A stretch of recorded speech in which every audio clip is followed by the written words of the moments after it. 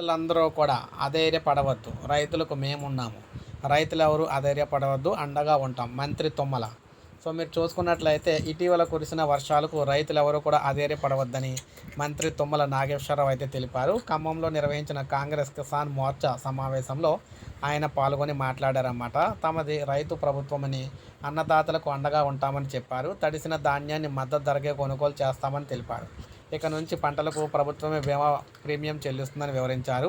రాబోయే బడ్జెట్ సమావేశాల తర్వాత రైతు భరోసా కింద 15,000 ఇస్తామని తుమ్మల నాగేశ్వరరావు అయితే చెప్పారన్నమాట. సో 15 ఆగస్టు లోపు రైతు రుణమాఫీ కూడా చేస్తామని చెప్పారు. సో ఈ విధంగా రైతులు ఎవరు కూడా అధైర్యపడవద్దని వారికి భరోసా అయితే ఈయనైతే కల్పించడం జరిగింది.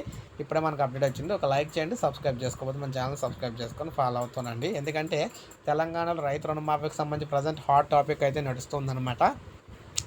ఏ ధైర్యంతో ఆగస్టు 15 లోపు రుణమాఫీ ఒకేసారి 2 లక్షల వరకు చేస్తామని చెప్తున్నారు అని చెప్పేసి అటు రైతులకి కూడా ఆశ్చర్యంగానే ఉంది, ఇటు ప్రతిపక్షాలు కూడా ఆశ్చర్యపడుతున్నాయి ఏ విధంగా చేయగలుగుతారని. కానీ వీరు మాత్రం చేసి తీరుతామని చెప్పేసి చెప్తున్నారన్నమాట. సో చూడాలి మరి. సో లేటెస్ట్ అప్డేట్ రాగానే వీడియో రూపంలో అందిస్తాను మీకు.